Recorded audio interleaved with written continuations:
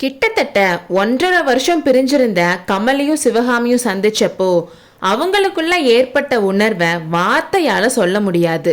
ஒருத்தரை ஒருத்தர் கட்டி பிடிச்சிக்கிட்டாங்க, தோல்ல சாஞ்சுக்கிட்டு அழுதாங்க, திடீர்னு சிரிச்சாங்க, திட்டிக்கிட்டாங்க. 2 பேரும் ஒரே டைம்ல பேச முயற்சி பண்ணாங்க. அப்புறம் 2 பேரும் பேசாம அமைதியா இருந்தாங்க. அந்த 1.5 வருஷத்துல 2 பேரோட வாழ்க்கையிலையும் நிறைய முக்கியமான சம்பவங்கள் நடந்திருந்துச்சு. அதுல எதை ஃபர்ஸ்ட் சொல்றது எதை அப்புறம் சொல்றதுன்னு தெரியாம திணறினாங்க. அந்த பிரச்சனையை அவங்களுக்காக சின்ன கண்ணன் தீர்த்து வச்சான். தொட்டல்ல தூங்கிட்டு இருந்த குழந்தை நான் முழிச்சிட்டேன்னு ஒரு கூச்சல் மூலமா கமலிக்கு தெரியப்படுத்தினதும் கமலி ஓடி போய் குழந்தைய தூக்கிட்டு வந்தா. சிவகாமி சின்ன கண்ணனை திகைச்சு போய் பார்த்துக்கிட்டே நின்னுட்டு இருந்தா.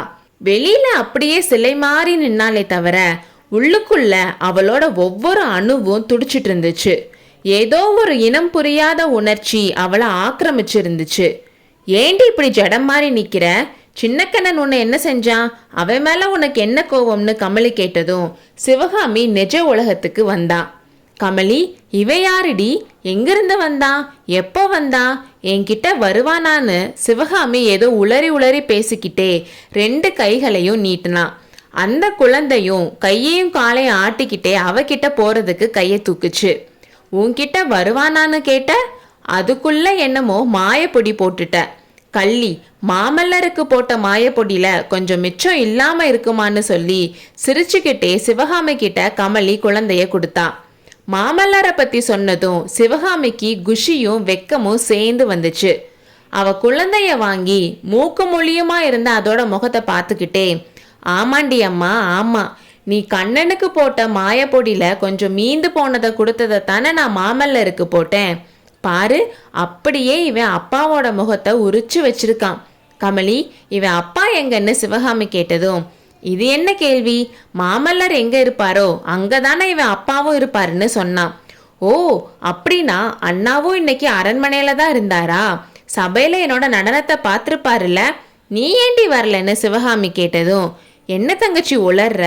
உன் அண்ணன் நாட்டியம் பார்த்தாரா? உனக்கு தெரியாதா என்ன? மாமல்லர் தான் தெக்க பாண்டியன் கூட சண்டை போட போயிருக்காரேன்னு சொன்னான். இதை கேட்ட சிவகாமிக்கு ஒரே அதிர்ச்சி. அவளோட மடியில குழந்தை இருக்குன்றத கூட மறந்துட்டு எந்திரிச்சா.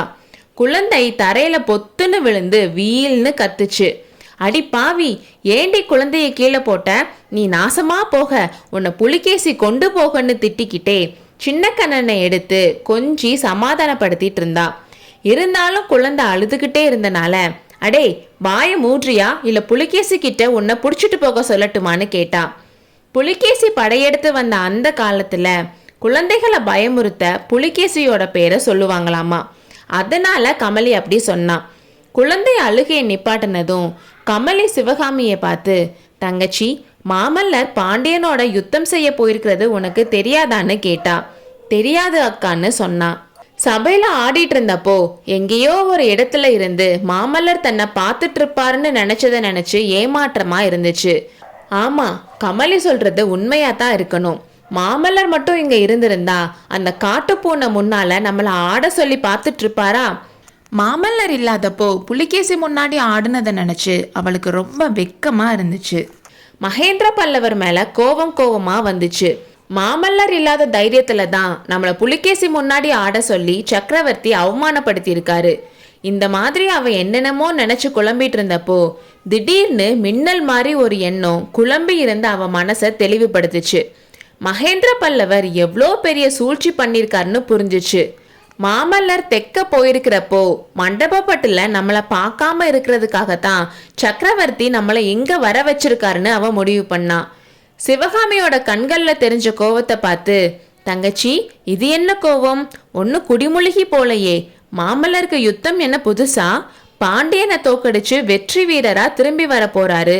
அது வரைக்கும்னு கமலி சொல்லிட்டு இருக்கிறப்பவே, போதும் போதும், புலிகேசியை ஜெயிச்சு வாகை மாலை சூடியாச்சு, பாண்டியனை ஜெயிக்கிறது தான் மிச்சம். போடி அக்கா போ. இந்த பல்லவ குலத்தாளுங்க மாதிரி மானங்கெட்டவங்களை நான் பார்த்ததும் இல்லை கேட்டதும் இல்லைன்னு சிவகாமி சொன்னான்.